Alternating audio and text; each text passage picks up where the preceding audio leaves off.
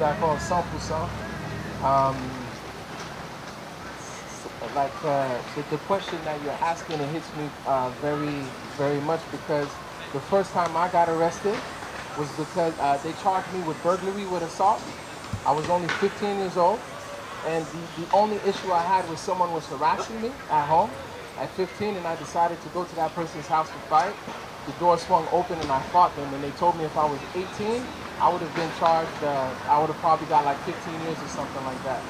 Just the way the system sees black boys when it comes to giving black boys time and stuff like that, I feel like it's very important for us to have better conversations about anger management, better conversations about how to channel your emotions, because when it comes to being a man or a boy, you're told not to feel, not to express yourself.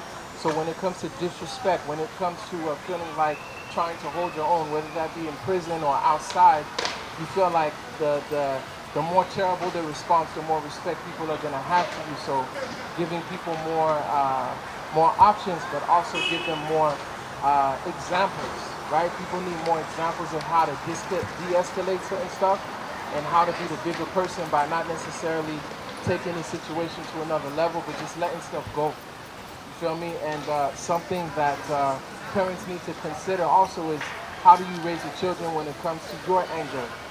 You follow me? How do you speak to your children when it comes to your anger and how you feel? So that's what I would say. So just now you spoke of oftentimes in these type of situations you need to react aggressively, you need to react severely, and that's how people will know not to play with you and how you get your respect. But on the other hand, you also talked about how you can take a step back and realize you have multiple options and not try to take it a step further, which I think speaks to the agency people have. And at the end of the day, you can't judge someone if you don't know their options and what they're going through, and like you can't judge the decisions people make if you don't know what led them to make those decisions. But at the end of the day, they're making decisions, right? And it's an individual choice sometimes to make certain decisions. And right now I see, like, because I'm 19, right? I was like 15 the other day, it feels like. And I grew up watching different movies, listen to different music, being on social media, and I see how nowadays it's being, like, children are wanting to emulate what they see on the internet.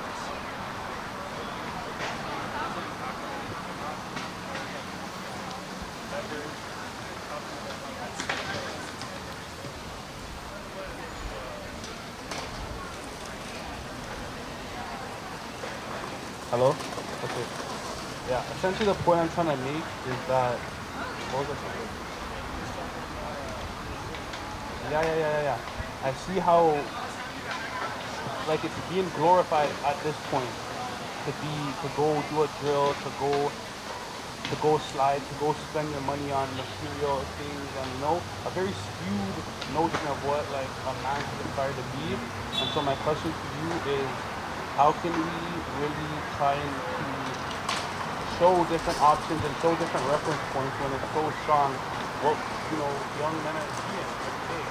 Because you're young, you have a friend, you're being harassed, you had a friend who must have seen you got arrested when you were young. You're saying, oh, my friend got arrested, and I have the next friend who got shot, the next friend who got shot. You have family members who've been in jail, and like all around you is a lot of things that are pointing you in a certain direction. Especially when you feel like you can't fit into, you're at school and you're being demonized, and you say, forget this, I'm just gonna kind of conform to the stereotypes that have been set out for me, right? So how do we kind of surmount those challenges on an individual level? Speaking to a young man right now. For me, it's as simple as providing those reference points from a very early age. It's as simple as empowering communities to empower themselves. Find those people that are already on the ground, giving them the funding that they need to have as much activities as they need with with young men and young women. Like for me, for example, the way I do it is every week to every second week, I try to expose the young men that I'm around to different black entrepreneurs. so they can actually see, feel what success looks like, and make it feel like it's so much more attainable. It's not related to sports, it's not related to music, and show them that they can do so much more. So I would say um, politicians need to invest in community players and organizations that are really on the ground, giving youth reference points. Because just as much as a youth would like to relate to some of these people on TV or social media, it could never beat someone sitting next to you, you feel me, right? And actually talking with you and showing you and being available to listen to you. Je suis parfaitement d'accord avec Vince là-dessus.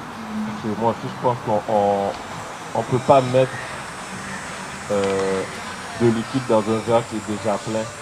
Donc, si l'enfant, on l'équipe, on le forme, on le met dans des activités, on développe son intelligence sociale, politique, intellectuelle, émotionnelle, pour que autre chose puisse venir interférer dans son cheminement, dans sa... C'est vraiment important aussi d'éduquer les enfants. Je ne parle pas d'école, je parle de l'éducation au niveau... aux États-Unis, je sais qu'ils prennent le temps de faire le fameux talk, le talk. Quand l'enfant il quitte la maison, on ne sait pas s'il va revenir, pas de rue, pas à cause de la fenêtre. Je pense qu'ici aussi, il serait à conversation avec les plus jeunes. Des vraies conversations, comment revenir vivant à la maison, à différents niveaux. Comment revenir vivant à la maison, comment se comporter, comment parler, comment se défendre, comment si on te manque de ça, comment te défendre, comment revenir, comment réagir.